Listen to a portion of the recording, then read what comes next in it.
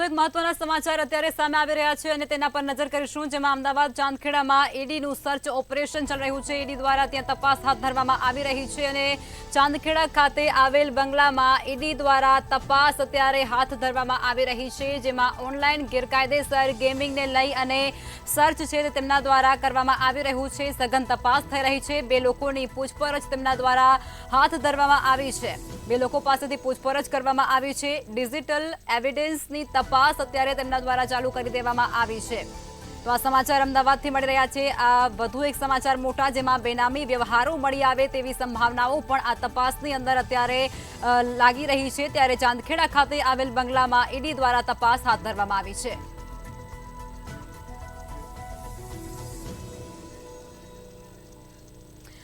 અમદાવાદની અંદર ઈડી દ્વારા જે દરોડા પાડવામાં આવ્યા છે, બે લોકોની પૂછપરછ કરાય છે અને તે જ અંગે રવિ ભાવસર આપણી સાથે લાઈવમાં જોડાઈ ચૂક્યા છે।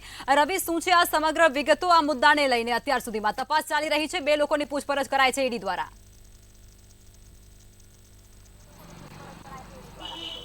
બિલકુલથી જો વાત કરવામાં આવે તો ઓનલાઈન ગેમિંગ રમાડીને જે યુવાધન છે તે યુવાધનને બરબાદ કરવાનો કારસો છે તે વિદેશી તાકાતો દ્વારા કરવામાં આવે છે, જેના પગલે જે ભારતના પણ જે અમુક લોકો છે તેની સંડોવણી છે તે સંડોવણી સામે આવી હતી। જો વાત કરવામાં આવે તો અગાઉ પણ ઈડી દ્વારા જે મહાદેવ બેટિંગ એપ છે તેના ત્યાં દરોડા છે દરોડા કરવામાં આવ્યા હતા, જેમાં કરોડો રૂપિયાની જે બેનામી સંપત્તિ છે કે જે ગેરકાયદેસર રીતે કમાઈને મેળવેલી હતી તે મળી આવી હતી। સાથે જ જો વાત કરવામાં આવે તો અમદાવાદના ચાંદખેડા વિસ્તારમાં હાલ તો ઈડીની એક ટીમ છે તે તપાસ કરી રહી છે। જે પ્રમાણે જે માહિતી જે સૂત્રો દ્વારા મળી રહી છે કે ક્યાંક ને ક્યાંક ઓનલાઈન ગેમિંગ ઝોનને ઓનલાઈન ગેમિંગ છે, જે સટ્ટાનું રેકેટ છે તેને લઈને પણ તપાસ હાલમાં કરવામાં આવી રહી છે। જો વાત કરવામાં આવે તો બે લોકોની પૂછપરછ છે તે હાલમાં પૂછપરછ પણ કરવામાં આવી રહી છે અને સાથે જ ઈડીની એક ટીમ છે તે અત્યારે હાલ ડિજિટલ એવિડન્સ છે તેની પણ તપાસ કરી રહી છે। સાથે જ જો વાત કરવામાં આવે તો છેલ્લા કેટલા સમયથી આ ગોરખ ધંધો છે તે ચાલતો હતો અને છેલ્લા આ ગોરખ ધંધાની અંદર કેવા પ્રકારના જે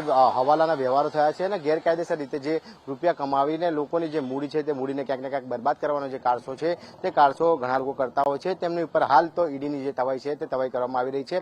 જો વાત કરવામાં આવે તો હાલ તો ઈડીનું ચાંદખેડામાં ઓપરેશન છે તે ઓપરેશન અત્યારે હાલ ચાલુ છે અને સાથે જ જો વાત કરવામાં આવે તો તપાસના અંતે જ માલુમ પડશે કે કેટલા કરોડની જે ઓનલાઈન ગેરરીતિથી જે પૈસા છે તે પૈસા કમાયા હતા। સાથે જ જો વાત કરવામાં આવે તો તેમાં બીજા કોની સંડોવણી છે તે પણ સામેલ છે। એટલે કહી શકાય કે હાલમાં તો એન્ફોર્સમેન્ટ ડિકોરેટ દ્વારા જે તપાસ છે તે તપાસ હાથ ધરવામાં આવશે। સાથે જ જે તપાસ છે તે તપાસ અલગ અલગ રાજ્યો સુધી જાય પણ તેવી પણ સંભાવનાઓ રહેલી છે।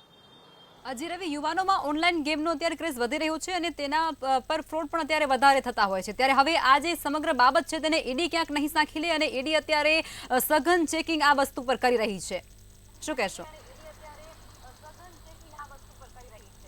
બિલકુલથી જે પ્રમાણે દેશની અંદર જે ઓનલાઈન ગેમિંગ ગેરરીતિનો જે ક્રેઝ છે તે ક્રેઝ ક્યાંક ને ક્યાંક વધ્યો હતો, તેના પગલે સરકાર દ્વારા જે અમુક એપ છે તે એપને બેન પણ કરી દેવામાં આવી હતી, પરંતુ જે પ્રમાણે જે માફિયાઓ છે તે માફિયાઓ દ્વારા બીજી અલગ નામથી જે એપ છે તે એપ ખોલી દેવામાં આવે છે અને ક્યાંક ને ક્યાંક જે યુવાધન છે તે યુવાધન બરબાદ થઈ રહ્યું તેવું સ્પષ્ટ લાગી રહ્યું છે। પરંતુ ઈડીએ હવે જે સકંજો છે તે સકંજો કસ્યો છે। ક્યાંક ને ક્યાંક જે ગુજરાત સહિતના અલગ અલગ રાજ્યો છે તે રાજ્યોની અંદર સર્ચ ઓપરેશન પણ કરવામાં આવી રહ્યું છે, પરંતુ મહત્વની વાત એ છે કે ઈડીનું અમદાવાદમાં પણ જે સર્ચ ઓપરેશન છે તે સર્ચ ઓપરેશન અત્યારે હાલ ચાંદખેડામાં ચાલુ છે અને ક્યાંક ને ક્યાંક જે તપાસ છે તે તપાસના અંતે જ માલુમ પડશે કે કેવા પ્રકારની ગેરરીતિ આચરવામાં આવતી હતી।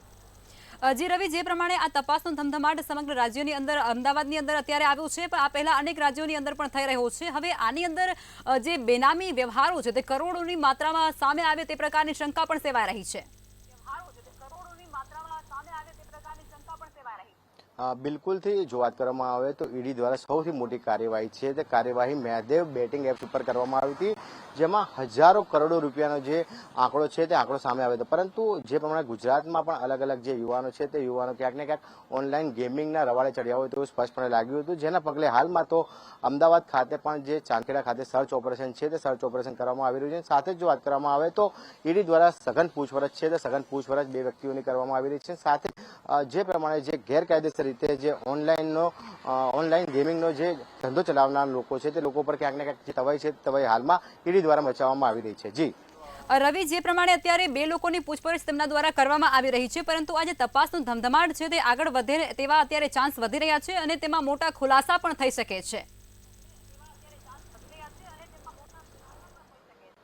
બિલકુલથી જે પ્રમાણે હાલમાં ઈડી અત્યારે જે તપાસ છે તપાસ કરી રહી છે. ક્યાંક ને ક્યાંક તપાસનું જે પ્રથમ જે ચરણ છે તે પ્રથમ ચરણમાં ઈડી છે. ક્યાંક ને ક્યાંક ડિજિટલ એવિડન્સની પણ જે તપાસ છે તે કરી રહી છે. સાથે જ જો વાત કરવામાં આવે તો સમગ્ર જે ઓનલાઈન જે ગેમિંગ છે તે ગેમિંગમાં કેટલા લોકો જોડાયેલા છે અને સાથે જ કેટલા લોકોની અંદર સંડોવણી છે.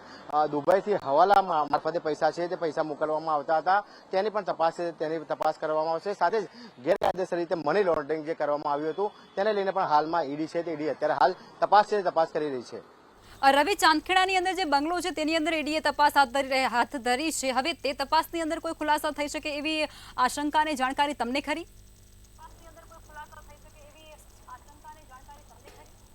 બિલકુલથી જે પ્રમાણે હાલમાં એન્ફોર્સમેન્ટ ડિરેક્ટોરેટ દ્વારા જે અલગ અલગ જે ગેમિંગ ઝોન ચલાવતા જે લોકો છે તે લોકો ઉપર ક્યાંક ને ક્યાંક તવાઈ મચાવવામાં આવી રહી છે. સાથે જ જે ચાંદખેડા ખાતે જે બંગલો છે તે બંગલાની અંદર અત્યારે હાલમાં સર્ચ ઓપરેશન છે તે સર્ચ ઓપરેશન ઈડીની ટીમ છે તે ઈડીની ટીમ દ્વારા કરવામાં આવી રહ્યું છે. સાથે જ જો વાત કરવામાં આવે તો જે પ્રમાણે પ્રાથમિક પૂછપરછ છે તે અત્યારે હાલ ઈડીના અધિકારીઓ છે તે ઈડીના અધિકારીઓ કરી રહ્યા છે. સાથે જ જે પ્રમાણે કયા પ્રકારના જે વ્યવહારો છે તે વ્યવહારો સામે મળી આવે તે પણ અત્યારે હાલ ઈડી છે તે ઈડી સર્ચ કરી રહી છે. સાથે જ કોમ્પ્યુટર અને ડિજિટલ જે દસ્તાવેજો છે તેની પણ તપાસણી કરી રહી છે. સાથે જ જે રૂપિયા કયા મારફતે એટલે કે કોના મારફતે હવાલો કરીને જે વિદેશમાં મોકલવામાં આવ્યા હતા અથવા તો જે મની લોન્ડરિંગનું જે કૌભાંડ છે તેને લઈને પણ હાલમાં જે પ્રાથમિક પૂછપરછ છે તે પ્રાથમિક પૂછપરછ અત્યારે હાલ કરવામાં આવી રહી છે. એટલે કે કહી શકાય કે હાલમાં જે તપાસ છે તપાસનો ધમધમાટ છે તે શરૂ કરી દેવામાં આવે છે. ખૂબ જ મોટા માથાઓ છે તો ખૂબ જ મોટા માથાઓના નામ સામે આવે તેવી સંભાવનાઓ રહેલી છે.